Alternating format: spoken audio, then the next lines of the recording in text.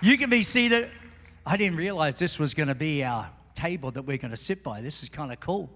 Praise the Lord. I wonder if there's any whiskey in here, Ryan. No, nothing in there. All right. Ryan, it's so good to have you with us. You and I have known each other since you were a part of Wave. Correct. When you served in the military on the East Coast, you were a part of Wave Church. But I want you just to tell us a little bit about your background. Where did you grow up, and how did you become a Christian? I grew up in Georgia. My family moved out to Colorado for a business venture. And at that Colorado Springs, I grew up there. I ended up going to college, University of Colorado, Colorado Springs. And in that time, I was cutting grass to pay for college. And you know, what do you do after college? You know, all I knew I wanted to do was be a billionaire. That sounded like a goal, be a billionaire. Cutting grass to be a billionaire, there's a few steps between that. And somewhere along the lines, my brother decided he's gonna go be an Army Ranger. I was like, well, that's cool. My dad was in the military. He's a Green Beret, or Special Forces in Vietnam.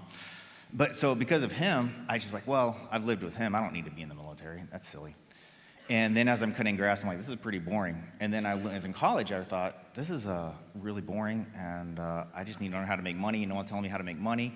And I said, and then somewhere I was like, you should go be a Navy SEAL. I don't know where that came from. It could have been the Charlie Sheen and Steven Seagal movies of the time. So that was filmed here in Virginia Beach, by the way. Yeah, well, there you go. Yeah. It's authentic. And so I was like, I'm going to do that. And along that path, I sought out this thing before the internet where you could really go down this path of learning how to be a SEAL. And I found the crustiest SEAL I could find. And he was still active in Colorado, and he taught me how to swim. Because at that time, I didn't know how to swim. And so he said, this is what you're going to do. And then what should I do? He said, a lot of it. So swim a lot. So I finished college, and I just went right into the teams right after that, or the Navy. But you knew how to swim. I knew how to play in the water. I could play in the water. I was an Eagle Scout, so I could swim. Right. I could hold my breath a little bit. And so from there to learning how to swim, and then getting into the Navy, and then that was just once you're, going down that path. That's awesome. I remember I was playing underwater football with a guy who was in the teams in my backyard. And I had the ball, and he said, give me the ball. I said, you'll have to kill me. He says, no problem. Put me in a leg lock and took me to the bottom of the pool. Yeah. And I realized he would kill me, so I gave the ball up.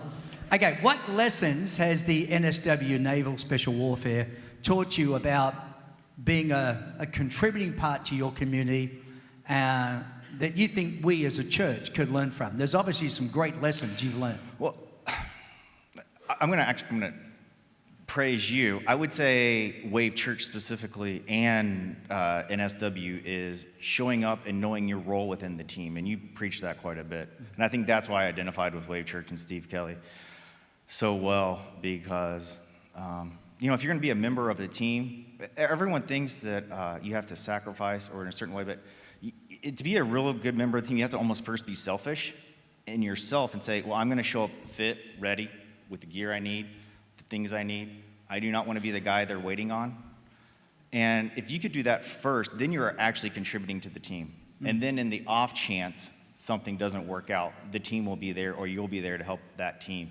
And I really do believe that you have to first take pride in what you're doing individually. And I hope that makes sense to people, because everyone thinks that I have to give and help them. Well, you're of no help to anybody else if you don't show up ready to go. And I've come to that conclusion in team conversations more and more and more. So self-leadership. 100%. Self-accountability. Self-accountability. Yeah. And you do that. He was here at 9 o'clock this morning. I didn't get here till 9:30. Praise the Lord. Okay, what would your current self say to the younger you before entering Buzz? If you were able to encourage or speak to him, what would you say to yourself to your younger you? What I found, and I'm in that position now, I'm an old guy. I've come to the conclusion, we had a ski trip out in Colorado for SEALs. I'm president of the Rocky Mountain chapter EDT SEALs. And my only goal is to get guys to hang out together. And these young guys come in, and they're like in their 20s, man.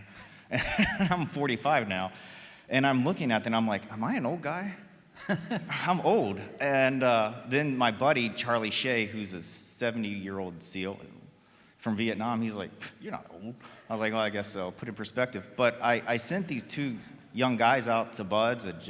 One of them helped swim, and the other ones I was just coaching up. And I told them not to put the pressure on themselves because you want it so bad to be a SEAL. It's a captive world. The instructors own you, and you willingly give yourself to the instructors. Yes. Whatever they say to do, you will do it. And you will put this pressure of performance. It can't be like an athletic performance because the good athletes will always quit. The best swimmers quit. The best runners quit. And the problem with that is they're so used to being praised at an early age of accomplishment for their athletic abilities. But I saw this too often. They had the fastest runner. He came in and crushed the time. I'm dragging my feet with skid marks on the sand. I'm so slow. I'm barely passing. And the instructors looked at them unimpressed. And why didn't you do better? And that ate them. They thought like, oh, the instructors don't like me. I don't have what it takes to be here. I'll never make it. Next thing you know, ba-ding, ding, ding. Yeah. And they're just ringing out all day. And to the point where they had this term called Goon Squad. I was a proud member of Goon Squad a few times. You're just not following up in the runs. It's just these forever runs. And whatever, your legs will cramp up, you lock up, and they got you. The sharks gather on you, and boy, do they get you. And so you're just going to have more fun with the instructors. And my buddy's like, don't worry about that. Goon Squad graduates. Everyone knows that. And I was like, yeah. He's like, just take the beatings. Keep moving. I'm like, yeah, that's a good life lesson. So don't stress. I try to express that to all the young guys going out. Don't put the pressure on yourself. Every day you're there, you're winning. Yeah. Just keep winning. Keep showing up. Take the beatings. Take the beating. Oh, they're keep coming. Moving. Yeah, enjoy them. Yeah, you got nothing else to do. What are you going to do? You might as well start. Sometimes if you make the instructors laugh, you're having fun. I mean, it's a weird dynamic out there, trust me. They're not mean. They're not yelling. They're just sadistic. It's 2 different things. They really enjoy what they do. So they do. I had the privilege, a guy who was part of WAVE and then got transferred out to be the XO of the Buds program, invited me to spend 4 days watching the guys go through Hell Week. And I know you said they're not mean, but they really looked like they were to me.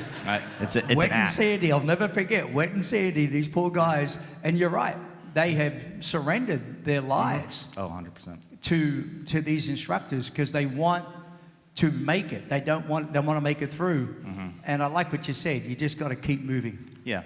It's kind of weird, the instructor dynamic out there, and a lot of people don't understand it. But right when I came in, it was 2003, I finally got in, and I was concerned the war is going to be over.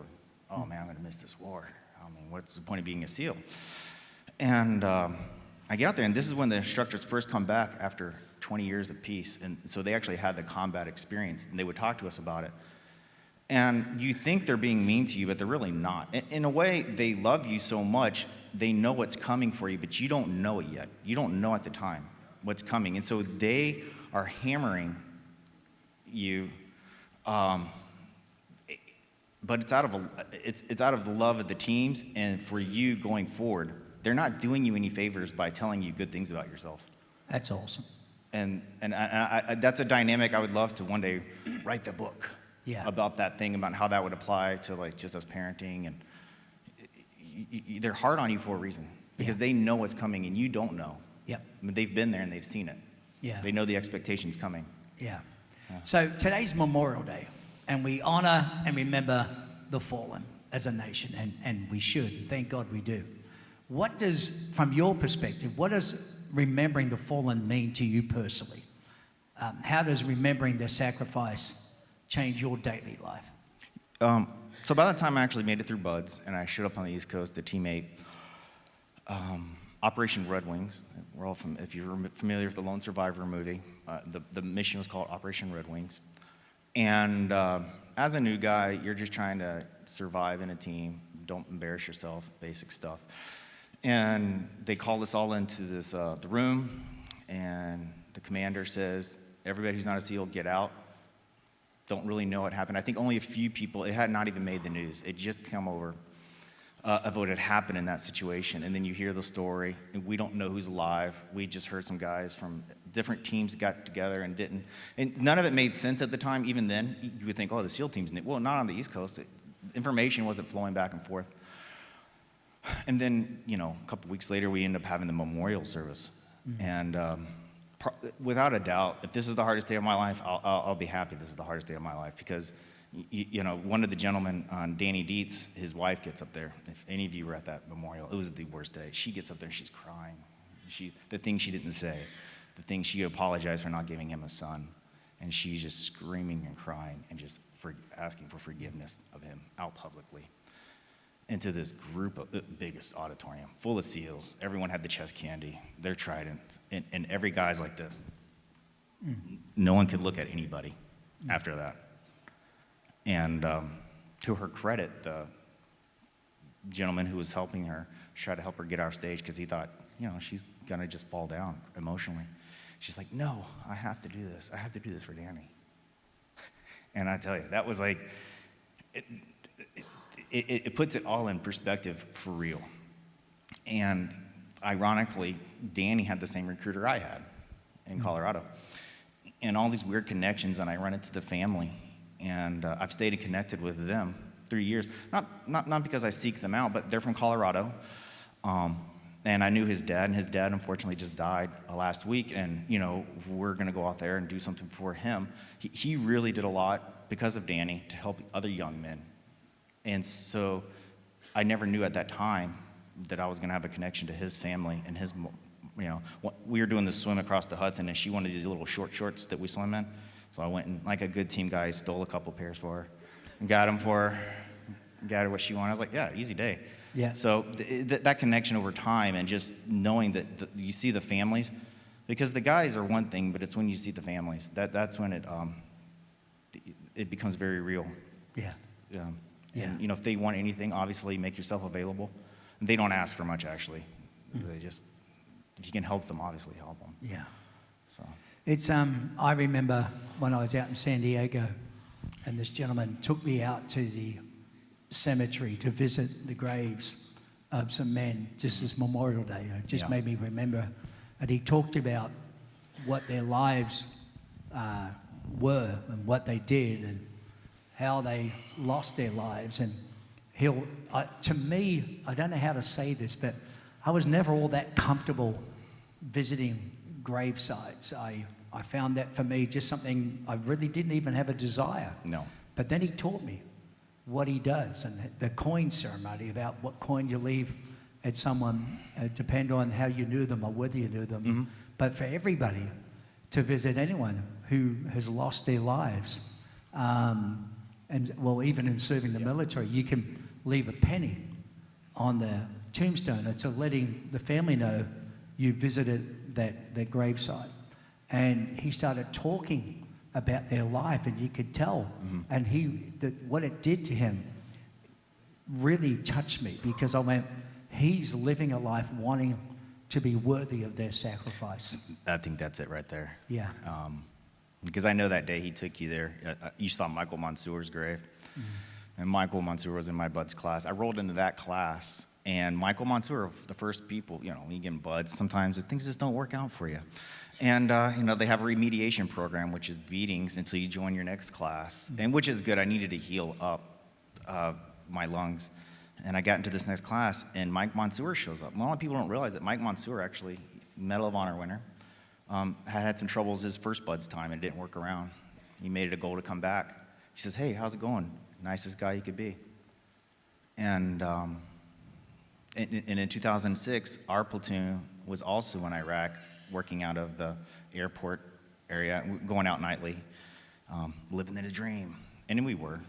You know, we're kids. And one day, Woody calls us out. He says, hey, I don't know who you guys know, but some guys out west got shot up pretty bad. We don't know anything. This guy named Mansour, do you guys know Mansour? Yeah, well, he's dead. That's what we know. We don't know anything else. And we didn't know the whole story. Now it's a movie. But we didn't know this at the time. And all I could think of is Michael Mansour was the first guy that I saw. And he was a cool surfer guy too, by the way. Really mellow. And he wasn't out there thinking, I'm going to be a hero. He just wanted to do his job. Because you could just see, you just knowing him, and he sees the grenade, he jumps on the grenade. And we heard all the story after. And you're just so busy processing that. At the time, we're going on a mission that night. You know, it's for real. Okay. And living up to that, it's for sure. You don't want to do anything to embarrass yourself, or more importantly, you don't want to embarrass the community, the Trident, least of all yourself. I got lots of embarrassing stories, so that's fine. We can tell those some other time. My first time in combat, falling through a manhole, those are great stories. But no one could see it because it's nighttime. So that helps. Yeah, exactly. So you're a believer, you're a Christian. Very much so. Yeah, I like the way you said that. How do you think your faith made you a better warrior in that community? Like you went in there being a believer. Yeah, I was a believer. I was definitely a Christian. Grew up in a very traditional Christian American home. There was never this issue like you see on these B-rated movies where guy doesn't know if God's real. No, I just accepted it. I know God is real. And I ended up coming to Wave Church. I remember turning the corner the first time right there. I was like, that's going to be our church. I was like, that's going to be my church. I'm going to go there. I'm like, okay. I don't know why. I don't know why I felt like that. There were some like other small churches I went to prior to that. I was like, but I just connected well with this church. And I think the quicker you accept it, the quicker you move on, quicker. I've never questioned it. And I wish I had a cool story. I felt challenged of, God, I don't know why this is happening to me. Well, most of the time it's happening to me because I made a poor decision in life, and bad things are happening to me. And that's just the candid truth. So I would love to tell that story in a different way, but I think either you are or you are not a Christian. Either you are a SEAL or you're not a SEAL. Are you living up to either standard? And make that decision. That's how I literally think about that conversation. I think so often people get this idea that Christians are weak. Oh gosh. You know, and there's an actually today in the culture, there's an anti-leadership, like the male toxicity, and we need to celebrate men, and we need to really appreciate leaders and manhood, and you can be a Christian, you can be a warrior for God. And some of the people that make it the hardest are the ones that call themselves Christians and don't live like they're Christians. Gosh. And that gets really hard, doesn't it? Correct. I'd say, I got a question for you. When you served the military, would you have wanted to die for your country? Should we give the backstory on this one? Yes. Okay. So I think we were in Australia and we were doing you had asked me to come talk to the Australian guys, and it was a great trip. And you had asked me the same question. And I think there's this belief system that these guys wake up every day like, I cannot wait to die. And like, no, actually, it's probably not that cool of a thing. You probably don't want to get shot. And worst case scenario is you don't die and something bad else happens to you. And I was like, no. And then you were kind of caught off guard by that. Yeah, well, I was like, why would you? I was like, in my thought process, and I told you, I was like, no. You should want to win.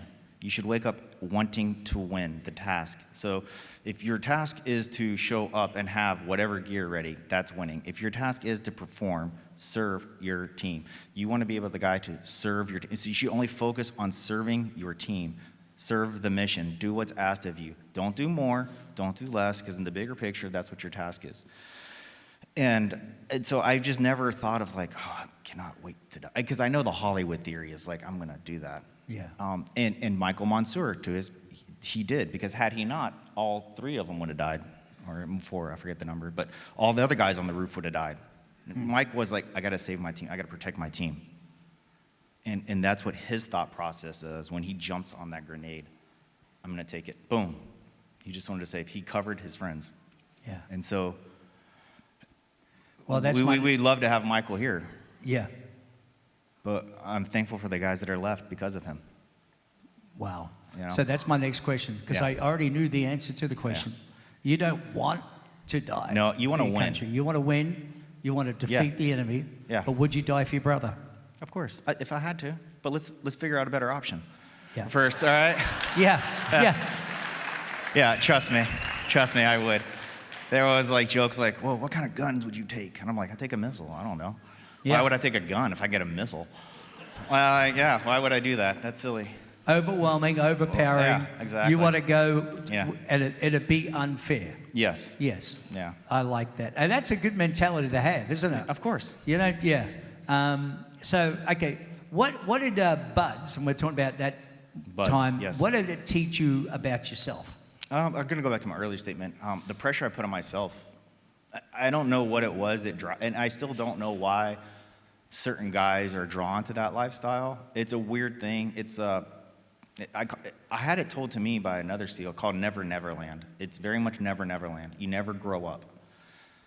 And you're surrounded by a world of limitless possibilities. And the guys who seek that think that way. They don't ever think they can't do something. You can call it whatever you want. Oh, they're so arrogant. Well, great, good. I would rather have arrogant winners on my team than doubtful losers. So I want a group of arrogant winners who believe they're gonna do something. Even if we fail, we're gonna do it. And it's a unique place where these guys, again, I was talking about how they will submit to the instructor's authority. The pressure you put on yourself, and really you don't need to worry about, as long as you're there, you're winning. And I put so much pressure. I wanted this so bad. I don't know why. I don't know, because the ships would probably be worse in the fleet. That's way harder. It's way harder in the fleet. I can't stress that. And I knew that would be way harder for me. And so the pressure I would put on myself, I would overanalyze things. And if I could just talk to any young guy going down this path, back off of that. Yeah. If you're winning, you're there. Yeah. And every time you're there, you're winning. And then just take your beatings, enjoy life, Yep. double down, and keep going forward. That's a great lesson for life and business, in college, you know what I mean? In your job that you have now, you're winning because you're there. Keep turning up. Take it. The grind. The grind. Just keep showing grinding. up. Just keep showing up. Because there's always going to be, trust me, I thought I was a good swimmer by the time I got there. Then I met these Division I Annapolis Academy guys who could swim in water polo. Oh my, they literally were walking on water. They would laugh after these 2-mile ocean swims like, oh, do you see something on the beach? All I remember was like getting seasick on the beach, doggy paddling out there, trying to make a time. And so don't compare yourself to those guys. Yeah. Those guys are not the same. Yeah. They've had years to They're get better than you. outliers. They are very much outliers. Do not compare yourself to those guys. They that compare themselves among themselves are not wise. Yeah. Yes. It's a Bible verse. Okay. Here's a question. What are the top questions you would encourage an active duty service member? Because this church is full of military. And we're talking to our Seaboard Road campus as well. Oh. It's great to have you guys with us. We see you. Can we welcome our Seaboard? I haven't welcomed them yet.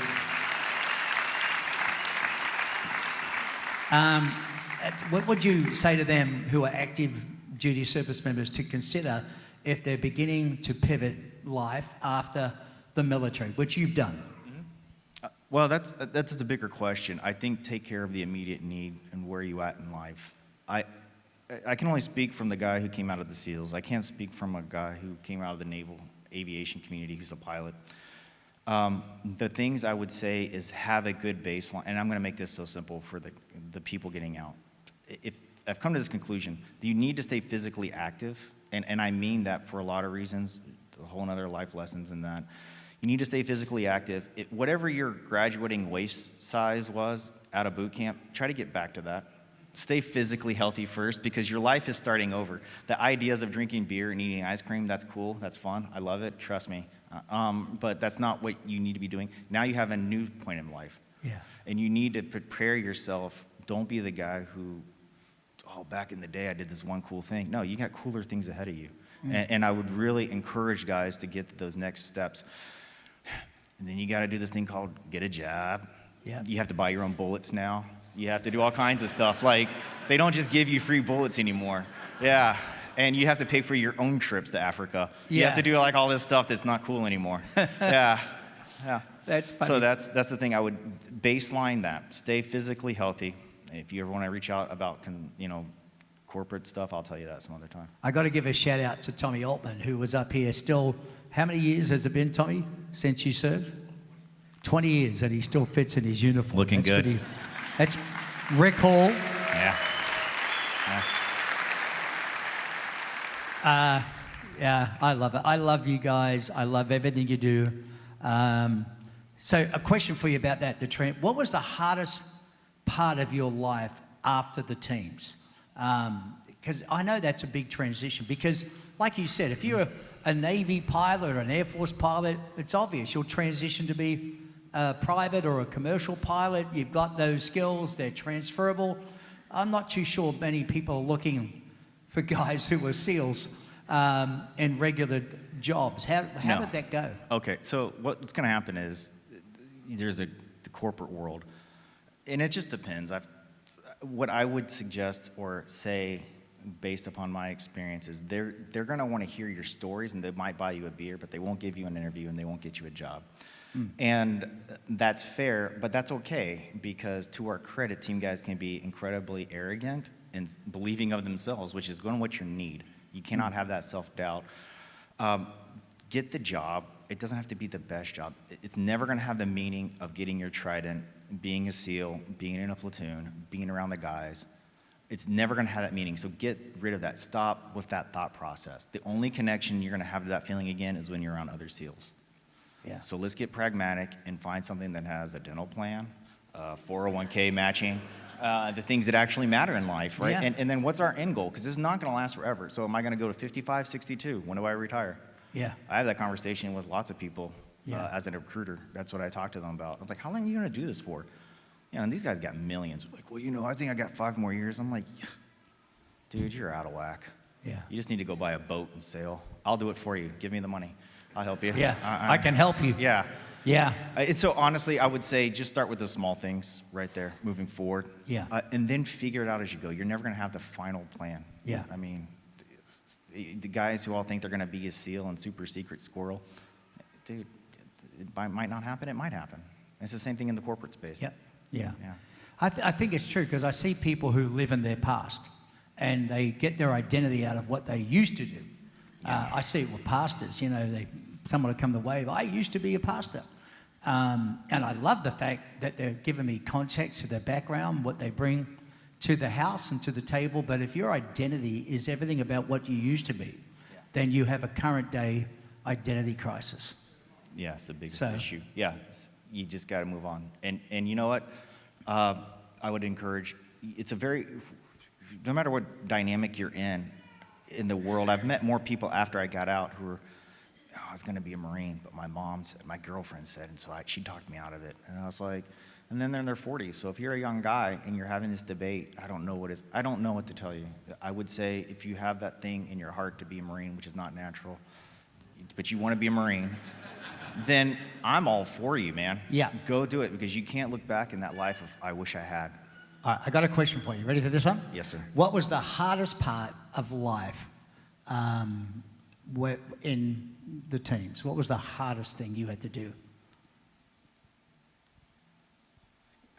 You know, the hardest things, I think the hardest, well, in a way, because you're around this team, it makes it easy, right? Because you don't have a naysayer. There's no naysayers. It's more of like, can you Roger up? Can you Roger up? But candidly, let's talk about hard things. I joined the Navy, and I get tremendously seasick every time. Okay. And I just keep going out on the boats, and I was like, then I look at these boat guys, and they're sick, and I'm like, well, if you're sick, I know it's coming for me. I sometimes would have my sea legs, other times I wouldn't. I'd be swimming in the pond, and I get seasick. Yeah. I was like, geez, what's going on with me? So, I mean, that would be like the hardest thing. But in all honesty, I think if you're focused on the job and on the task in combat, that's what you should be focused on. Don't worry about the dangers. I know it sounds, it's a movie. But you really need to do that, because if you're going to focus on that, you're not going to focus on getting the task accomplished. The task accomplished is the important part. That's why you're there. If you want to get out of there, accomplish the task. Don't focus on that thing that make you afraid. I remember meeting probably one of the toughest guys I think I've ever met in my life. And he came to me, he goes, I want to get baptized. He gave his life to Christ here at Wave, or he recommitted his life at least at Wave. And his rep on the teams was one of the most elite. And he said to me, I want to get baptized. I said, no problem, man, we'll do that.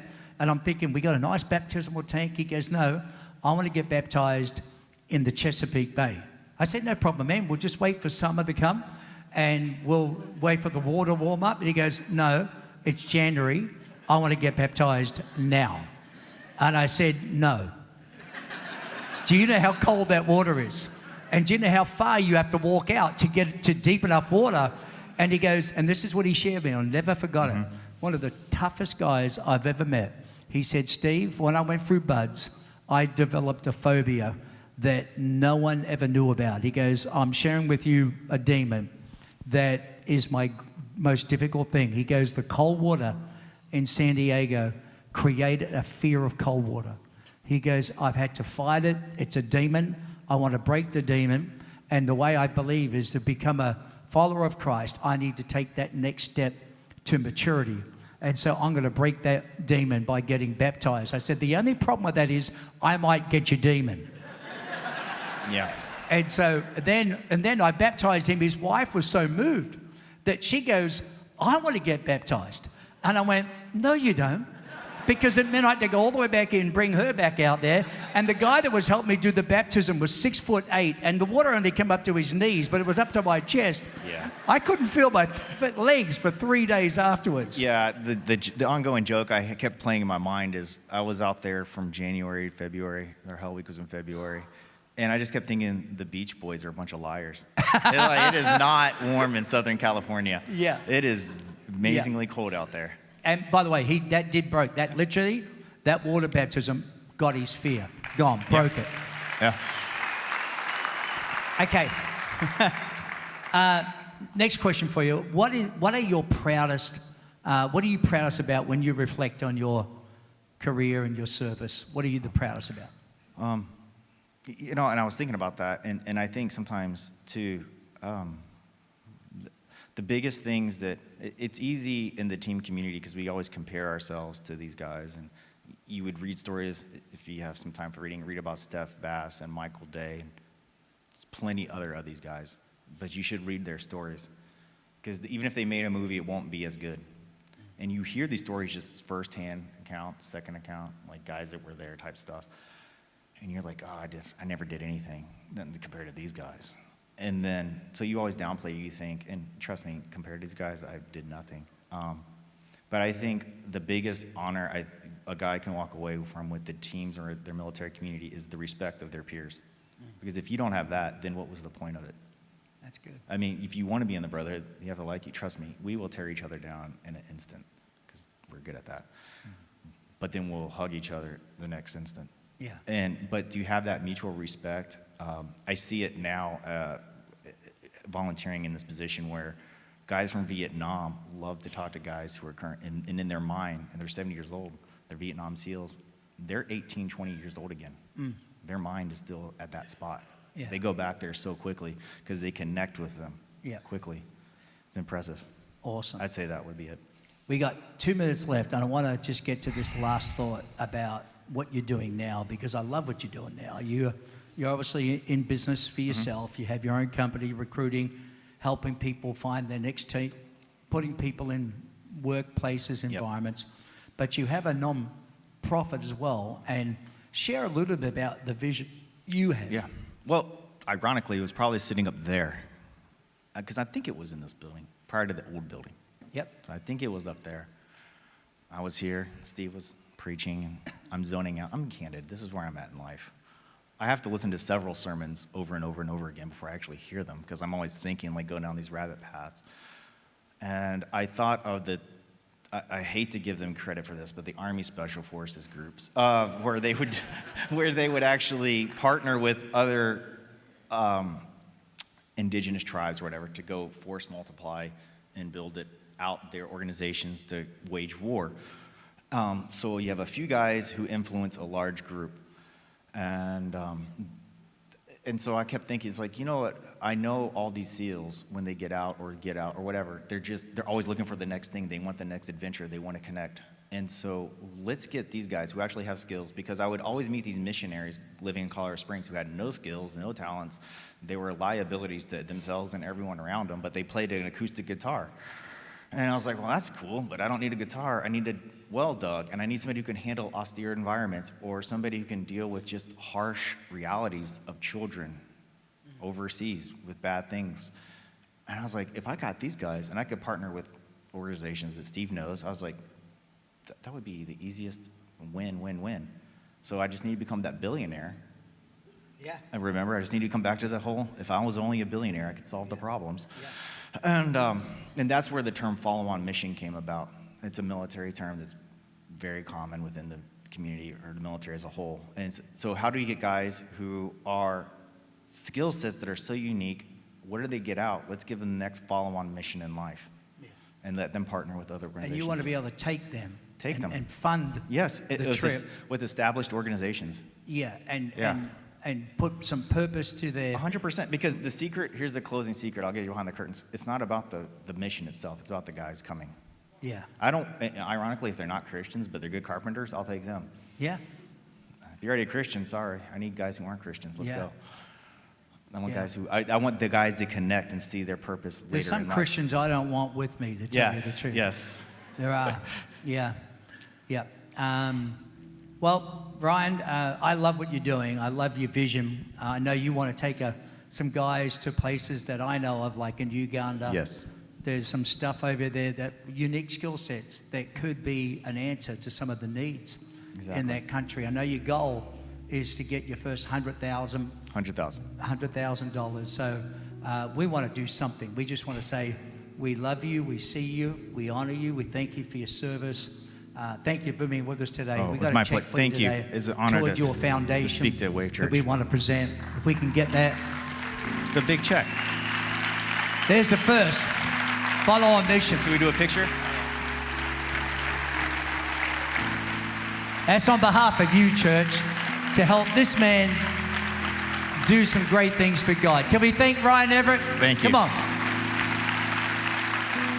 Yeah, please.